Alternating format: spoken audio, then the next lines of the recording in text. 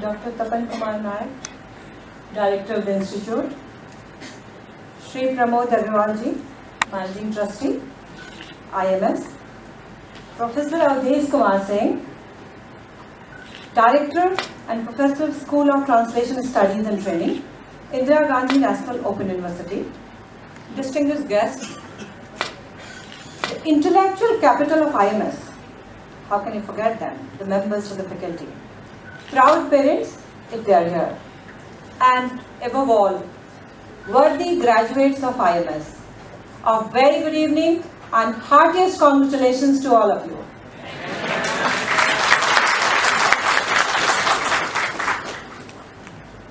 Today, when I was thinking of the responsibility of delivering a convocation speech at one of the finest institutions of repute at NCR, to the 250, I believe, I'm bad in numbers, graduating gorgeous students of IMS, I felt overwhelmed and shaky.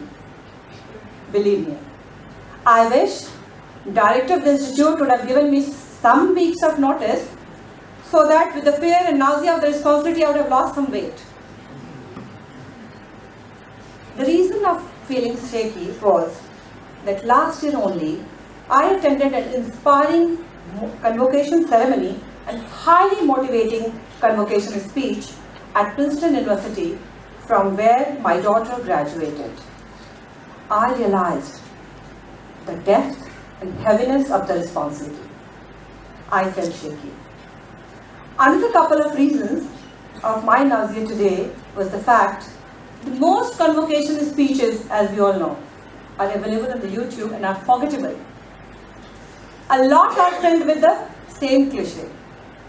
Be human, push yourself, be kind, learn from failures, and dream big, to become big. I could not bear to do so, as I did not want to kill your zeal and enthusiasm today when you are graduating. Honestly admitting, even though I had enjoyed a long association with B school students and tech school students of varied nationalities, it was so difficult for me to understand what would you like to hear today on your graduation day. Actually, I racked my mind and heart for what I ought to say today on your graduation day, and suddenly I realized I should share two things. First, what I would have liked to hear on my graduation day. Second, what I would have told to my daughter graduating today from here, and what I would have liked to do once she would have stepped out from here into the harsh real world. I really do not recall anything motivating and engaging from my graduation day which I could share today. So deliberately, I thought today let me take some important lessons of my life to present to you on this wonderful day. Bear with me. Reflecting upon my story, my dear students, half my lifetime ago, don't guess my age, I was striking an uneasy balance between the ambition that I have for myself and what those expected out of me. I'm sure you all must be in the similar situation today. Coming back to reflections, when I was of your age, I was as attractive a student as you are today, believe me. I was as privileged as you are for holding a degree, and some of them, gold medal which matters for some times, but I had no idea for the challenges of the real world waiting for me, which were quite different than yours. How?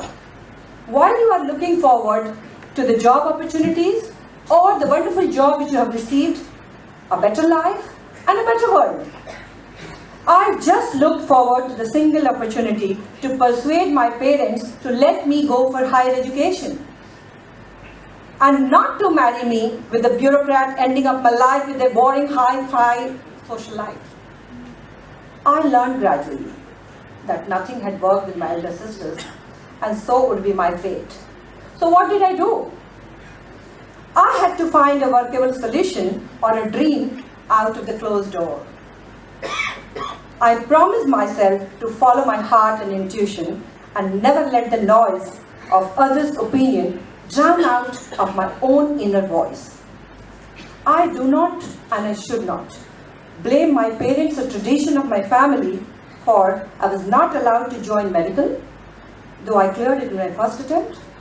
I was not given the opportunity to take an attempt for civil services, and I was given a marital status at the tender age of 21. So, what did I do? I worked hard to persuade my considerate life partner to pursue my dreams. I worked day and night to acquire qualifications needed at one site and worked in different capacities at different institutions to arrange my educational expenses. In this entire long journey of hope, despair, and discouragement at times, nobody stood next to me.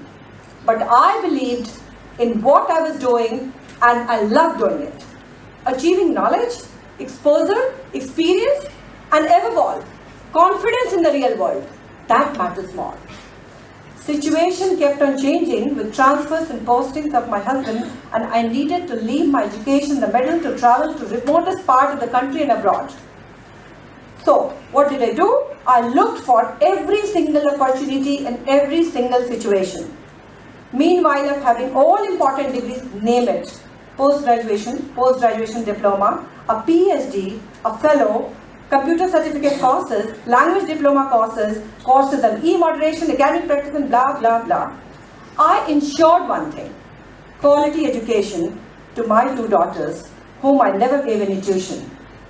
Except my own personal guidance, I learned many sports meanwhile and taught them all games. Importance of games and moral values in life, and above all, to be worthy in the society by giving back to the society, as I firmly believed in holistic education. My hard work and determination paid rich dividend, and I became a national level shooter within a year at one point of time in the field of sports.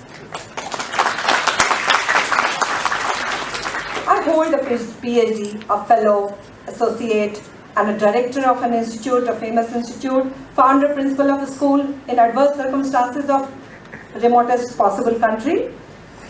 But what I'm really proud of giving out to responsible citizens of the country. I'm proud of my daughters today who are compassionate and grounded with achievements as they not only became India IB toppers in their respective years, but they earned their own scholarship to the world's prestigious institutions. So dear graduates, my journey was truly demanding, but equally rewarding. But overall, why I feel blessed today is that I got the opportunity to mentor students like you of different age groups, of varied and rich backgrounds, who were able to translate the meaning of being individually socially responsible citizens of the country. I feel proud of them as I have been advocating that ISR, individually social responsibility, is the first step towards CSR, corporate social responsibility. The corporate students for you and MC students even for you. I urge from all of you today from this dais that as future leaders, corporate leaders, empathetic leaders, you need to exhibit your ISR and take the onus to create more and more responsible business. India is number one, is the unique country with this status of mandatory CSR. But the situation is very clear even after 2 years. We really do not know what kind of performance we have given on the globe. We know that we have not performed. So who is going to get the onus? You.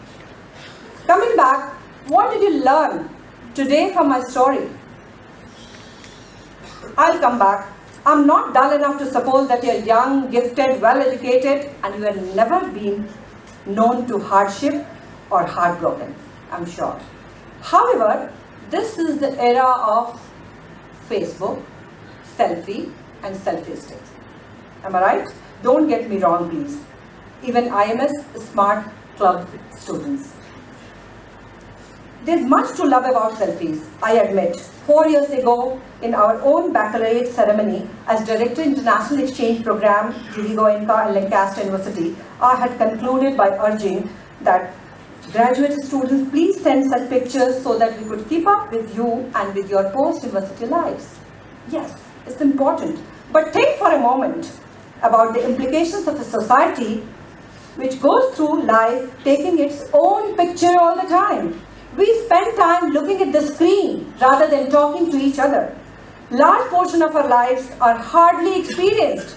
They are curated, shared, Snapchatted and Instagrammed. So, rendered as a kind of composite selfie. You have to believe me and you have to trust me and you have to admit this is the situation. So, my dear student, today when you step out in the real world, I would say one lesson which you could have taken from my real life story. Lesson 2. What I would have told my daughter, what I actually told my daughter on the day of graduation. On such momentous occasion, your parents also must be telling you the same once you walk out. I would have told her, remember dear, life is one. With conscious efforts, my dear child, in any organization, you can think of going to the top.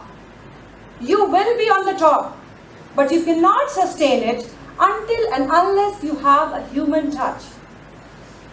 Many examples, name one examples of one philanthropist we find full of names who has not shown a human touch and has not gone to the top and who is not sustaining it. So I would be saying, my daughter, daughter, grow up with open hand and open heart. Don't keep grudges. Never. You are beautiful, inside and outside. Stay the same. Let your consciousness decide your action and your path of life. So this is my second message for all of you, as I have same affection for all the beautiful girls and handsome boys sitting over here. Thank you. With these words, I am tempted to say that as worthy students of IMS, I welcome you to the world of VUCA. Any guess? Volatile, uncertain, complex, ambiguous, corporate world and its environment. I hope I did justice with the responsibility of presenting the harsh real world to you in a pleasant manner. This is why the guest speakers are invited for. When I had this invitation sometimes back, I couldn't say no for 2 reasons. The word convocation always gives a thrilling sensation. And moreover, I was looking forward to wearing this traditional majestic robe to feel young and wise. I'm really feeling young and wise with you guys today. And I really want you to have a very pleasant year. And I want to sum up the whole thing by saying one Urdu couplet. I'm sure you will like it. वक्त को जिसने नहीं समझा उसे मिटना पड़ा है. बच गया तलवार से तो फूल से कटना पड़ा है. चाहे कितनी भी सरल हो या कठिन जीवन डगर, हर नदी की राह से चट्टान को हटना पड़ा है.